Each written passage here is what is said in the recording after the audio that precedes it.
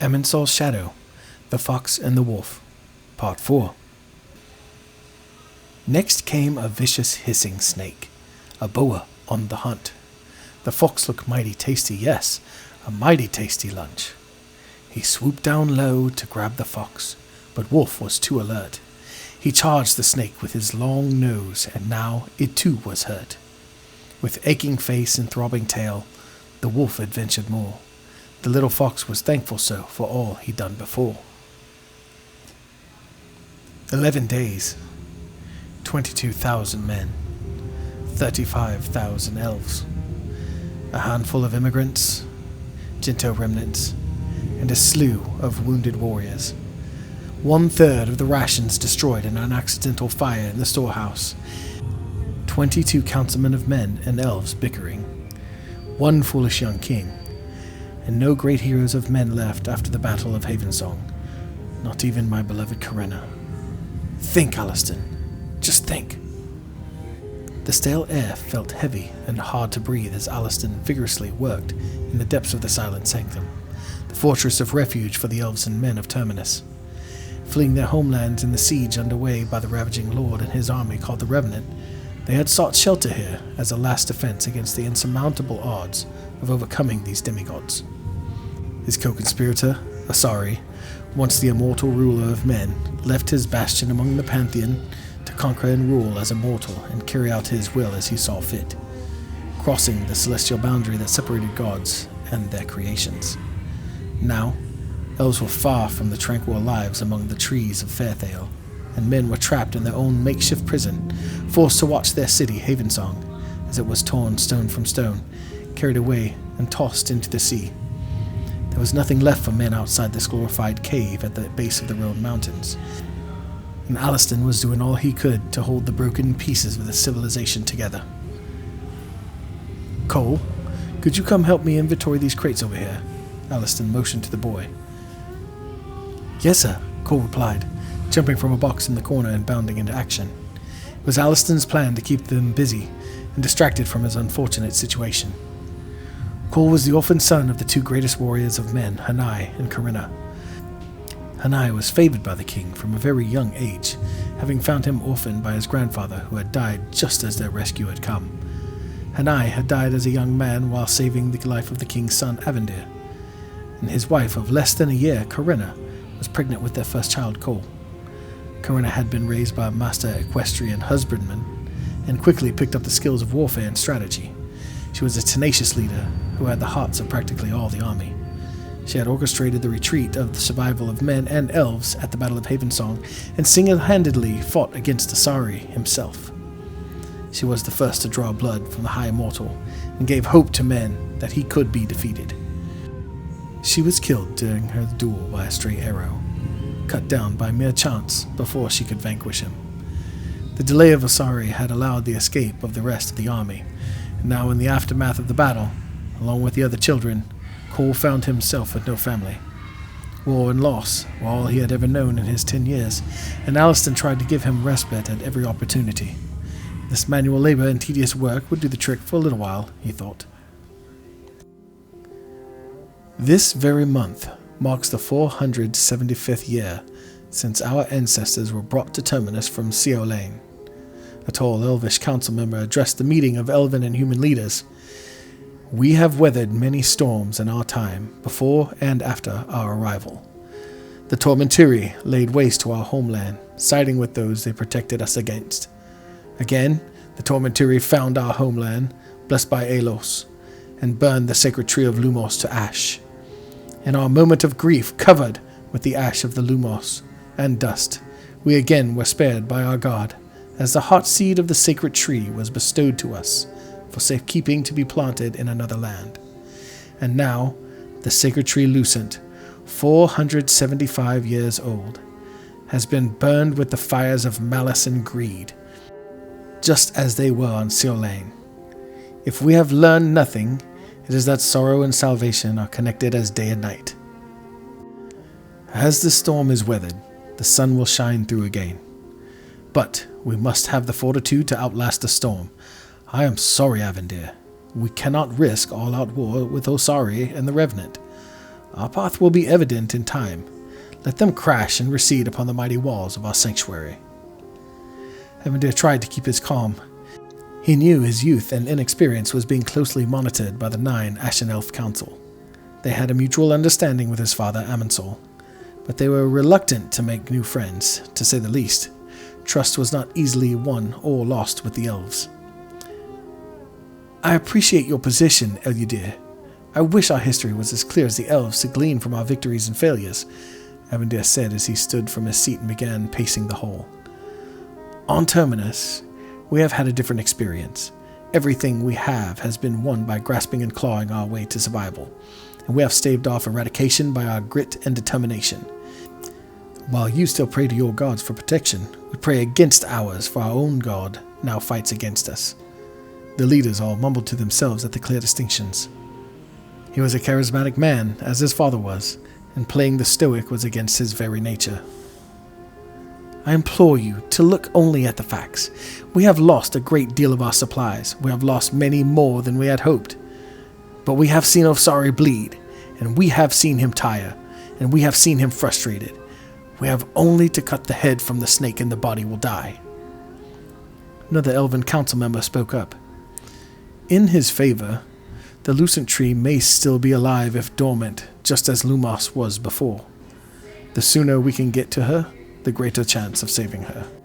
The oldest elf on the council slammed his hand on the table at which they sat and cried, Silence! Aeolos now had the attention of the room. He continued, There has been much debate here today. There are merits to your words, Avendir, as there are many to the words of my brothers. But these words stand in disagreement, and disagreement is just another way of being in agreement to consider more and act less until the way presents itself clearly. Avendir's countenance fell when he realized where Aeolos was leading the council. Aeolos spoke up. My brothers, men, and the others represented here today. These times are mired in uncertainty and danger. A single flap of an eagle's wing could push the scales against us and decide extinction over victory. We have no reason to disbelieve the prophecy. The sons of Terminus have not been revealed in any manner or form they may come. As of now, we are safe within these walls. Fate will speak when she is ready. I vote against offensive measures at this time. Avendir could barely contain himself. The elves were so fixated on their past, they failed to see the state they presently were in. There was no time left. He had to speak up. Councillor Aeolos, if I may. So there is no confusion this day or to our posterity. If the sons of Terminus are called of those who step out and fight back against this darkness upon us, are you willing to bear the burden of the lives lost in our inaction this day? For if we are the sons of Terminus, then fate, Asirico himself, has already granted us the tools and spirit and the motive at the passing of my father, the King of Men, to meet the enemies of our sacred 6 races and defeat them. And every day that we deny that, we sacrifice our own brothers and sisters. Do you accept that burden? Aeolos studied Avendir, judging between courageous leadership and boyish arrogance and inexperience. The other elves and men at the table looked around, none ready to make a judgment one way or the other. Aeolos finally flashed a light smile at Avendir and answered him. King Avendir, I accept this responsibility so long as you accept all the responsibility for the destruction of your brothers and mine if you are wrong. History has a way of writing great failures along with great accomplishments. I don't plan for great failures, Avendir replied. I only plan for success. Very well, Aeolos said. He turned back to his council members, who were already rising from the table, and whispered among them for a brief moment. Then he rose and adorned another polite smile and said, The Ashen Order votes no on offensive measures. For now. The elves were exiting, but he settled for throwing a grape from a tray on the table lightly against the wall in a very muted protest. How could they be so ignorant, he thought. Life was what you made it, not what you take from it. His father had lost against Asari, but he and Akarina had shown that he could be defeated. He needed to wake the council up, to drive them from their slumber to the ferocity of this present war. As much as he hated the abrupt loss of so many rations, it almost relieved him to push the others for standing up for their homeland. Avendir dismissed his advisors and military leaders and noticed there was a face missing from among those at the table. He would probably side with the elves, but he was at least a familiar face that shared his love of his people and his father, and he needed to know how much longer the rations would last to plan out of offensive strategy. Avendir picked up his parchments and book from the table, stored them away for later, and bounded for the room in search of Aliston, the enemy of his enemy. Colin stacked and restacked boxes for hours in the depths of the Silent Sanctum, down in the storehouse, which was little more than a dark cave at the back of the fortress. While lighting the cave, a torch had slipped from its sconce and fallen onto a crate of liquor as the workers were leaving for the day. They had managed to stop the fire spread before it consumed all the supplies, but a substantial portion of them had been ruined. Aliston, as the king's chief advisor and head cleric, had been in charge of organizing the construction, supplying, and operation of the refuge. This had not been part of the plan, and the loss had to be factored into when the supplies would run out. Sora and his army had once again turned the sights toward the sanctum and were marching toward them even now. He was confident that the layout of the entrance was sufficient to hold off a siege, but for how long was up to the rations that were left. Evening finally came, and Cole became too tired to work any longer. Aliston had noticed and suggested they turn in for the night. The boy slowly plodded over to him and walked off in Aliston's embrace. Heading out of the storehouse, Aliston and Cole passed by women and children in the great halls, bedded down on the floors, each with precious few possessions they were allowed to bring into the sanctum for lack of space. Most of the men and elves, being ones to keep to themselves, were settled in their own communities, although you would see plenty of interspersing during the day as the children played and the mothers grieved together the losses from this terrible war. Tragedy, Aliston had learned, brought many losses, and a chief one was division. One figured out quickly what separated real concerns from perceived ones in times of hardship, and this was the hardest of times. The boy slowed more and more as they wound their way through the vast structure and up the stairs toward Aliston's quarters. Cole had been staying in his room since the battle and losing his mother. Aliston had a great love for Corinna. He had hoped would blossom at the end of the war, but it was not meant to be. All his extensive training in magic was not enough to save his love from her fate, and he wore that heavy burden on his shoulders each day. The only thing that brought him comfort was seeing her and her son, safe from the fighting and protected. Aliston turned down the last hallway to his quarters and noticed someone standing at his doorway. "King Avendir!" Cole burst back to life and ran into the arms of the newly crowned King of Men. "We have enough supplies to last 2 whole months!" Cole exclaimed, proud of himself for a hard day's work. Avendir flashed him an excited and almost believable smile at the news. His eyes lifted quickly and met Aliston's, and Aliston's stare told him the bad news was true. In a war that had lasted 10 years, 2 months of siege was more than possible. It was a certainty. His eyes returned to the boy.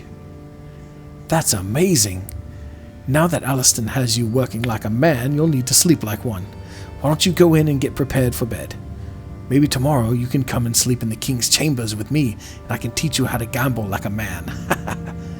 Avendir wrestled with the boy for a moment before pushing him off toward Aliston's room. Aliston just stood and stared. Aliston and Avendir had never been close, and the tension between them was heightened as both of them were vying for Corinna's attention. But as the war tore more and more of their mutual friends away from them, the chasm between them continued to widen. Aliston hated Avendir's nonchalance and egotistical recklessness, and Avendir hated Aliston's piety and paralyzing fear of action and short-sightedness, and they were both convinced of it. "Evening, O King," Aliston said with as much grace as he could muster. "What the boy said is true. We lost a tragic amount of supplies in the fire. Those calculations are reflective of reduced rations, bare minimums to keep fighters fighting and all others alive. I'd wager they won't last even that long." Avendir looked over his shoulder to make sure no other people around could hear the conversation. I was thinking as much. All my life, this world has done nothing but try to kill us. I'm sick of it, Aliston. Look, Aliston said, trying to breathe some sensibility into the conversation. We have made it this far against insurmountable odds. We have proved that the longer we can just hold on, the greater chance we'll overcome the obstacles Terminus throws at us. Lady Janavi's prophecy is true. We must hold on long enough to see it. Avendir shifted on his feet, irritated by Aliston's constant insistence to be stagnant. You know, Aliston, what if my father was right? Eh? Avendir moved closer to him to quieten his rebuke. What if we are the prophecy? What if we are the sons of Terminus, who are here to save the world? What if all this bloodshed and years of war and famine and destruction are of our own making, simply because we chose the cowardice of this elaborate tomb above courage and victory? You saw what can be done to Asari. You know he can be killed. My brother proved that. Corinna, Aliston interrupted hotly. Corinna proved that. She was the best of us, the greatest chance of success against him, and you saw how fate intervened. Aliston paused for a second, trying not to go too far in his candid conversation with the king. Your father acted out of impulse when he should have been getting his people to safety, to lead us another day. The king I loved and gave my entire life to acted against the will of the fate, and paid a terrible price for it, one that we all now pay in his loss. Don't make the same mistake. Aliston's eyes softened as he pleaded with the king. Avendir looked away, across the bedroom, at the young boy with nothing, still carrying on with his daily chores in spite of his condition. No. I don't see mistakes. Aliston, I don't see them as mistakes. I see them as opportunities. Avendir's countenance changed to bravado as he raised himself up to as regal a stature as he could. That boy in there has lost almost everything he has, and look at him, still moving forward. In the face of adversity he stands, and just a word from you or me springs him into action. My father's death was not a mistake. It was a call to action. He may be the spark needed to set the suns ablaze. Aliston, I need you to speak with the people, tomorrow. Wait, Aliston stuttered. He's not springing to action. He's doing whatever he can to survive. He's burying his remorse in work just to make it through the next day. Avendir jumped back in without missing the beat. That's even better. They need something to alleviate the pain. They'll respond for an end to their suffering, especially in the face of this crisis with the rations. Oh, yes, Aliston. Don't you see? It's all making sense now. Avendir was getting more excited as Aliston became more frustrated. Sundown tomorrow, Aliston. Your king commands it. Avendir, stop! Aliston quietened back down and looked around to make sure nobody saw how he was addressing the king. He may not like Avendir, but he respected his king. Avendir was already bounding down the hallway. His youthfulness at times brought a sympathetic eye from Aliston, wanting to guide him into being a great king he wished him to be, but other times he wanted nothing more than to grab him by his collar and beat some sense into him. Aliston looked through his doorway to the boy sitting on his bed. Cole was holding a locket that belonged to his mother. He was clutching it, looking through the window at the crescent moon and trying to fall asleep. The boy didn't want victory. He wanted his mother, and she was not the prize of any battle. Father, I cannot see, the young elven boy said to his father, one hand holding his son's and the other on his crutch. His left leg was missing from the knee down. Patience. We'll find a favorable location from which to watch, the elf said as he led his son deeper into the crowded hall. News had gone around that the king had an important address at the end of the brutal day of fighting at the outskirts of the sanctum. A heavy wave of revenant soldiers had very nearly broken through 2 levels of ramparts leading to the main gates of the sanctum, and it took a great deal of supplies and mana to fend them off. There were many magic casters that would be unable to return to combat tomorrow due to their exhaustion, holding the lines. Archers had burned through 3 days' worth of arrows. Most arrows were broken on impact, or not salvageable due to location, and there were no supplies for making more. Although the stockpile was impressive, there would eventually be an end, and there was a sense of inevitability. in the air this night, more so than there had been since they retreated into the silent sanctum, and all were hoping that this address by the king would bring about some good news for a change. The father brushed by the densely packed crowd to find a suitable location from which to listen. People were still streaming in from alcoves and hallways in the massive hall tucked safely away from the entrance to the silent sanctum. Several men had started spreading word of the king's address, and rumor caught like wildfire and was spread by neighbors and soldiers and children throughout the refuge. Through the middle of the crowd came a mass of bodies, whose way was parted without pushing or yelling. The Council of the Nine of the Ashen Order made its way to the front of the crowd, apparently disturbed by this breach in protocol. They had not been told of any addresses, nor had they agreed to anything that merited an announcement to the general population. Amensols emerged from the crowd near to where one of the king's men was stationed, supposing this was where the announcement would begin. The low-volume roar of the crowd began to fade from the back of the great hall as a wave of eyes spun around to see what was going on. King Avendir, the handsome young warrior, stepped onto a box resting at the floor by a large pillar. As he stood there staring across the mass of people, the crowd turned silent. The Council of Nine were noticeably upset at their location far from the king and began their much harder trudge in this direction. With all eyes on the king, the Elven Council had to push their way through the thick crowd. "My brothers and sisters," began Avendir, "so much has happened in the last months. The glory of the elves, the Lucent Tree, has been burned down, along with your homes and possessions. The only home men has ever known, Amensols, has been desecrated and ripped stone from stone and thrown into the sea. Our lands are destroyed. Women and children have perished in their own houses. And now the refuge we worked so hard to establish for our safety has been assaulted, not by foe, but by fate. The fires that ravaged our storehouses ripped time from our hands. It seems Terminus has continually brought us to the breaking point. It has forced us along this path." Amensols hopped from the crate down to the floor and began walking among the crowd. "And for our part, we have cut against the grain of fate to pursue our own will to survive."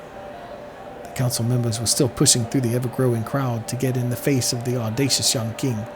Avendir saw them and did his best to keep them from getting to him. He kept moving through the crowd and bellowing his speech. "I want to tell you, I am done with just surviving. How does one measure his life? In hours? In days and weeks and years? Is the life of a man reduced down to decades? Is the telling of your story just a number? Let me tell you, brothers, there is no prize at the end for duration." Avendir continued. Around him, some began nodding in approval. A few began raising their voices in agreement. "There's no award for longevity. No, it is the same end.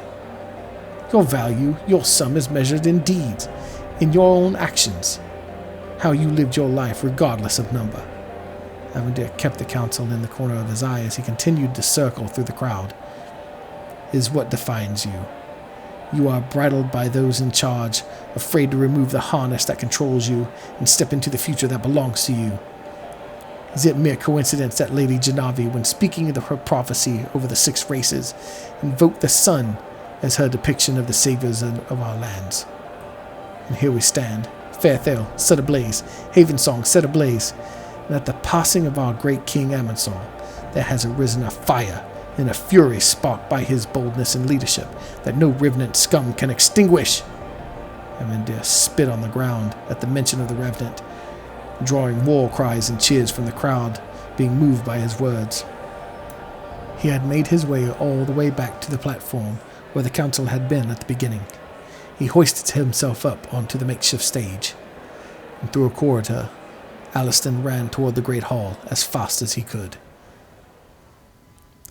Earlier, against his better judgment, Aliston had sent out messengers to announce the king's speech. He was attending to the lines outside when the fighting was picking up. His group of clerics were mending the wounded just behind the skirmishers in an entryway to the second row of the defenses. An initial outer wall and the second wall were both built to 20 cubits, high enough to avoid easy scaling or throwing, and provide a fair amount of room at its base for cover for incoming missiles. The arrows and darts of the revenant flew far, and landing them just behind the walls was difficult to say the least. Alastan ran up the wall to meet with Lorne, the commander of the army, now that Hugworth was dead. The fighting had seemed to intensify, and Alastan calculated he needed to call to arms additional fighters. Upon reaching the top of the wall, he noticed Lorne laying behind the top of the wall, tending to an arrow that was lodged in his shoulder. Alastan ran to him and quickly dug his knife into the slit carved by the incoming arrow. He widened it just enough to pull the arrow free without the head doing any more internal damage. His incantations manifested an iridescent blue light that warmed the area of the injury. Alastan knew that the revenant poison worked quickly and, if not caught soon enough, could prove fatal. For 10 minutes, Alastan sat and called for healing for Lorne. At the end, the cut had almost closed up and was bleeding just enough to require a bandage around his arm. "Oh, thanks, Alastan. You have impeccable timing," said Lorne with a smirk. "Well, I just figure you'd always be in trouble, and you rarely prove me a liar," Alastan joked back as he helped Lorne to his feet atop the wall. Looking out, the sea of revenant soldiers was attempting to break through the 4 entry points along the second wall. The lions had been holding, thanks to ingenious design by the master crafters of both elves and men. Alastan noticed a firebolt had struck a few revenant just outside the entry below them. He pointed it out to Lorne, and Lorne immediately shouted down to one of his captains and waved a flurry of gestures. The captain nodded his head and shouted back to his men. All of a sudden, a group of warriors cut their way outside the opening and began filling in the space where the burnt revenant soldiers once stood. A mass of soldiers began forming a line up through the entryway, effectively cutting off the lightly populated western side from the larger mass of enemy soldiers to the east. Some fighters were called to clear the west side while the line continued to push toward the outer walls of the citadel. If the army could pull itself into that area between the walls, they could pin the large group of revenant between the 2 walls and fight them from 3 sides while using the walls as a wedge to trap them. Alastan and Lorne continued to communicate with the army below as they made their way into the large battlefield. From the south, a wind picked up, blowing sand and grass into the eyes of the skirmishers. The storm seemed to come from nowhere, when Alastan heard a peculiar whistle in the air, and looked up to see a faint glimmer through the dust. Down on the battlefield, a soldier cleared the backside of the main fighting and was on his way back to his group when he was struck from above with the force of lightning. The infantrymen around him were knocked from their feet, and a pulse ran out from the spot.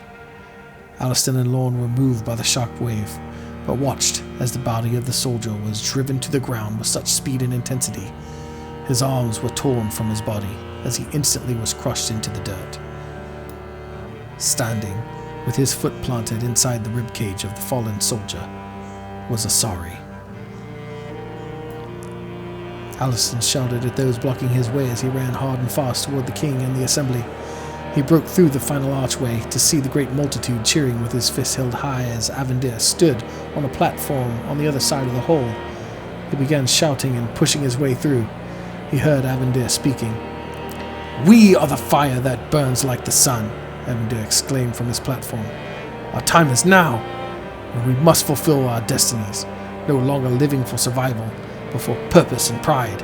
Elves, men, let us say our lives meant something. Let our children hail us as saviors and heroes, and our enemies tremble to speak our names." The crowd erupted in cheers as the Council of the Nine mumbled to each other and eyed the crowd, judging the sentiments of their people. Alastan hurried through the crowd, pushing as hard as he could to get to the king. "Follow me to war against our oppressors, not for the sake of our lives, but for the sake of our souls and the souls of our children." Avendir followed the chants of the people in the crowd. "For king, for country, for our souls!" And he looked around through the crowd and saw in front of the platform just under him was a chanting 10-year-old boy named Cole. Alastan pressed to the stage and yelled up to Avendir among the thunderous chants in the chamber. Finally, Avendir saw Alastan, and at Alastan's insistence he jumped down to news from the battlefront. Masked by the roar of the crowd, Alastan explained the situation outside, and that Asari had called for the leaders of the people to come out and face him. At the end of Alastan's news, Avendir jumped back onto the stage and quietened the crowd. Fate has answered our cries. Your voices, your battle cries have summoned the pathetic, cowardly, disgraced Asari to us. Brothers, I have just been informed that Asari has come to meet his fate. Now is our time. To war and to victory! And the mass of worked-up people roared as they dispersed to their weapons, the women to their duty stations. Avendir looked to his side and picked up Cole, who was cheering beside him. Aliston leaned into him. We need to keep these people away from the battlefield. It's not safe out there. This is exactly what Corinna risked her life to avoid. Unfortunately, I don't have the luxury of doing things cautiously. I have to lead, to make the tough decisions, and to aspire the people to greatness. You can either help, or you can stay out of the way, snapped Avendir. Cole, come with me. We need to get you with the rest of the children. Aliston reached for Cole, but Cole ducked back from his hand. I thought I was a man now. King Avendir, can I come and watch you slay Asari? Avendir stared at Aliston. I guess everyone has drawn their lines, Aliston. In another 500 years, will anyone remember your name? Avendir put Cole down and grabbed him by the hand and walked off toward the battle. A mass of people had migrated out to the entrance of the sanctum. Most of the women had stayed back to take care of the children, but those who were able to fight all grabbed their gear and headed out to stand against the enemy. King Avendir stood out from among them with Cole in hand. He stopped for a brief moment in front of the newly invigorated army and turned to face them. The spirit of Amensol, great king of men, is with us, he shouted as he held up his hand. He grabbed Cole and raised him up on his shoulder. And the spirit of General Corinna is with us. And the crowd let out a deafening cheer as he led them beyond the third wall and to where the army had been holding off the horde on the other side of the second wall. Lorn was no longer standing on top of the second wall. Asari, fallen god of men, stood there alone. Lorn had retreated his men to behind the second wall, and the Revenant had ceased their offensive and were awaiting orders from their leader. The crowd hushed as the leader of men stared at the leader of the Revenant army, waiting for direction. Asari made his way down the steps of the wall and into the courtyard where the Silent Sanctum's army paused. He made no sudden movements, but walked deliberately for Avendir. The slits in his armor were still visible from the penetrating blades of Corinna and King Amensol, and as he approached, Avendir loosed Cole and brushed him toward the army, who abruptly guided him from danger while he fought to maintain his place. I'm glad you heard us calling to you, Avendir began. We have been praying you would show your face. We would like to offer you a sacrifice. Rather, we would like to offer you as a sacrifice. Asari seemed unmoved by the words, standing silently a short distance from Avendir. His head cocked lightly as Avendir spoke. It has been foretold that your doom would come from the Six, and we are here to fulfill that prophecy. This will be your last day, and now that you have been disgraced, maybe there is a real God you would like to pray to. Asari stood for a moment, staying silent. A pregnant pause finally gave birth to Asari's laughter. After several moments, there were cries of war from the Revenant beyond the wall. Asari composed himself and took a solitary step forward. Boys are foolish. They always have been. Asari's voice carried as if in the wind itself. They mimic their fathers, trying to be just like them. I, as your spiritual father, have made you into the warriors you are, having molded your heritage to my whim. Your father is much the liar as you are now, boasting about your prowess, knowing nothing of how the world truly works. Don't even know who your family is, and what they've done, and what they will do. Avendir drew angrier with every word. He clenched his fist but continued to hold. I've got a question for you, Asari said, since you are so interested in sacrifice. How many lives would you sacrifice to uphold your rule? How many children would you slaughter to keep your own safe?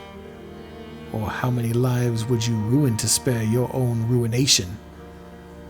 You are closer to your father than you know.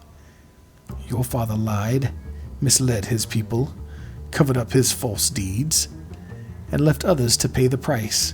And you, I'm afraid, will do the same to your family. The most enjoyable part is that you won't even know you're doing it. It won't end your life here today, no. But I will end theirs.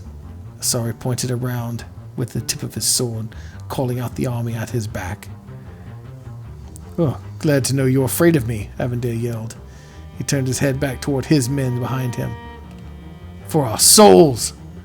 As Avendir turned again to face his enemy, Asari covered 10 paces in the time Avendir covered 1, and he grabbed him immediately by the throat and held him in the air. The armies of men and elves stuttered in their advance and held their ground, unsure of what to do. Asari looked around at them with their king dangling from his grip. This is the last time you see them alive, son of Amensol, Asari exclaimed. He took his grip on Avendir, pulled him close in to see his eyes, and then threw him 20 cubits into a wall. Avendir crashed down unconscious. Asari turned his attention to the masses, and as he began to approach them, the crowd began their battle cries as the captains began forming ranks. This was their stand. Alistan had run outside in time to see Avendir hit the wall, and he rushed over to help him. As he was trying to revive the king, he noticed the posture of Asari, and knew this close to the sanctum it may be impossible to stop him from entering its gates. So he did the only thing he knew to do. He prayed. A dark cloud began circling overhead as Asari moved closer to the armies. Lorne looked up from his position behind Asari at the second wall and scoffed at the brooding weather. It would take more than conjuring clouds to scare his army away, he thought. He signaled his men to begin encircling Asari from the rear. Then, without warning, Asari moved from where he was to the end of the front row of a group of infantry directly in front of them. Immediately, their bodies went limp as their heads slowly fell to the ground.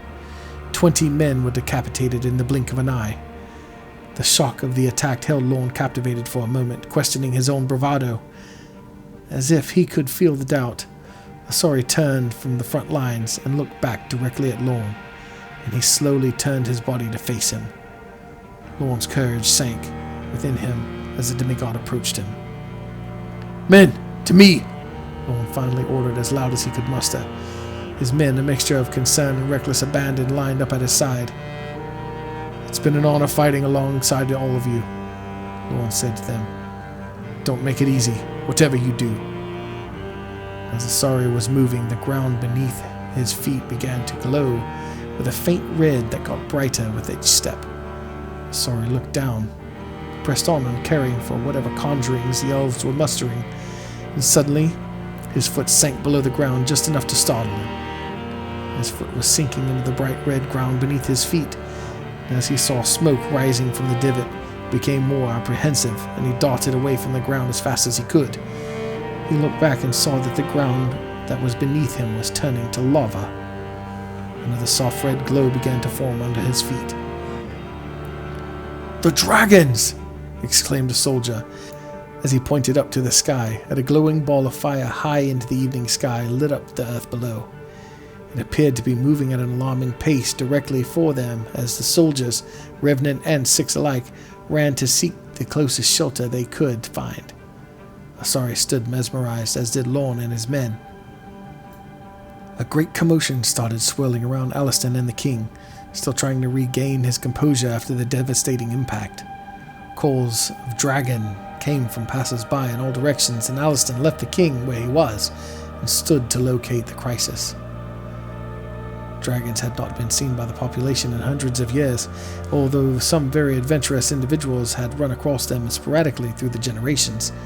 Dragons would be highly unlikely, but when he stood and got into the open, the dark swirling crowds overhead and a flaming mass seemingly soaring through the sky gave him reason to pause. In any case, it was not safe. He gathered his wits and looked around for Cole. Scanning in all directions, he noticed some young boys gathering stones from the brand of warfare in the midst of the chaos. Alistan spotted Cole in the midst of the large boys and ran to him, dodging the fleeing masses. A woman pushed a soldier from behind, and he stumbled to the ground in front of her. Aliston weaved around them as he caught her at the corner of his eye, step on his back, and leap past in disregard. The threat of harm was more powerful than Avendir assumed. He had pushed people to the brink of death, and madness ultimately ensued. Now, instead of the threat of the Revenant and a demigod, now there was a third threat. There was only one thing that could save them, and he didn't even know what it was. He shoved his way through the boys and had his hands almost on Cole when Cole spotted Avendir walking toward Asari, who was still dodging the strange elemental magic that was targeting him. Cole sprinted after the king just as Aliston got to him. "Cole, no!" Aliston shouted as he ran after the boy. Aliston looked up and saw the ball of flame in the sky was getting closer. His efforts to catch Cole were hindered by the exodus of people in the opposite direction. Cole sprinted through the large bodies as nimbly as his mother would have. Cole reached Avendir and grabbed his hand as he walked. It surprised Avendir for a moment. He was glad to have somebody by his side to meet this new threat. And then Avendir heard something like shouting Cole's name from a distance. He looked back to see Aliston trying to catch up. He turned and shouted back, "He's made up his mind, Aliston. He's not running anymore. He's following his king." Aliston stopped running and looked at Cole. Cole turned and looked over at Aliston. "Cole, please!" Aliston held out his hand. For a moment the boy tarried, almost reaching out his hand to the one who had cared so much for him in the midst of his loss. And just as he was thinking of holding out his hand, he felt the heavy weight of the king's bracer on his shoulder, somehow freezing his whole body. Avendir pulled him close, and the boy did not fight it. Aliston stood there with his spirit defeated, the child of his love seemingly poisoned by the silver tongue of a foolish young king, destined for ruin. Avendir looked down at the boy. "Are you ready to grab fate, Cole? You and me," Avendir said to him with the confidence of a mighty warrior. Cole stood there, unable to flee, unable to resist the urge to follow the king forward. Avendir looked up and saw Asari in the distance, and he took his hand off the boy and ran for the distracted foe. Asari sensed the threat and looked up in time to see Avendir charging his location, so Asari turned and headed in his direction, ready to end the war in one clean blow.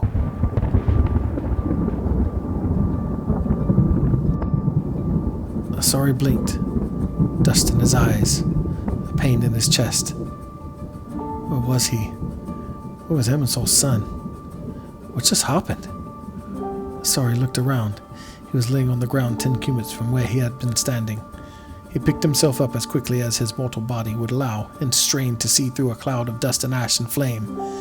He approached it warily.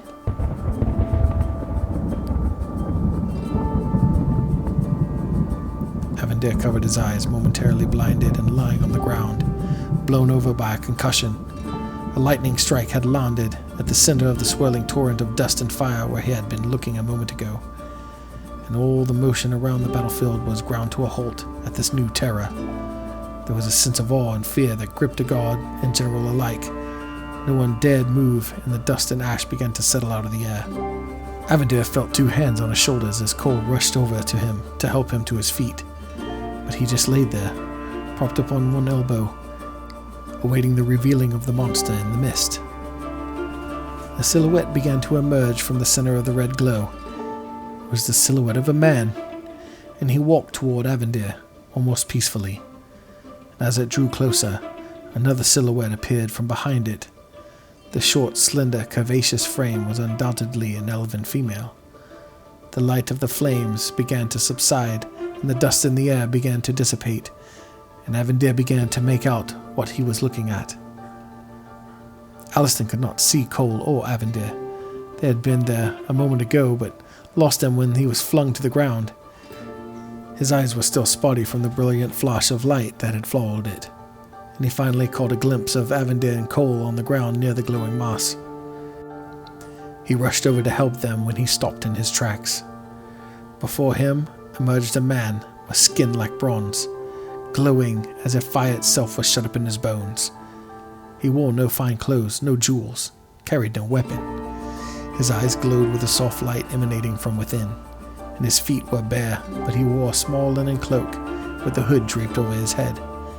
It appeared as though fire was seeping from his unclenched hands. and he stopped a man's length from Avendir's feet, where he continued to lay motionless. The man looked over his right shoulder as a female appeared. She was clothed in a white woolen gown and had bright white aura that shrouded her from any easy glances in her direction. Aliston could see, however, she was carrying a staff that coursed with lightning up and down the shaft. On top was an orb of a silvery metal he could not place. It seemed iridescent in quality, like you could see into the orb. It was mesmerizing. She joined the man in front of Avendir. Avendir looked up from his indefensible position, sprawled out on the ground with only a young boy for assistance. He weighed his options as they stood silently over him. "Are you with us? Or are you with them?" Avendir finally said. His tone conveyed strength, but his heart longed for a comforting word. The bright elven female took a step forward and answered with a voice that seemed to come from every direction. "We are against them," she said, pointing gracefully in the direction of the Revenant army. "But we are not with you. We are with another. But have no fear, human." The fire-wielding man spoke up and stepped again to her side. "For your salvation has finally come." Aliston looked on in disbelief. Even though he was a believer, his amazement drew him closer to them as they spoke. The man spoke again. "You called for us, and you have been answered." He lifted his eyes from Avendir to Aliston and stared into his eyes. "The sons of Terminus have now come." And then they turned around and faced the direction of Asari.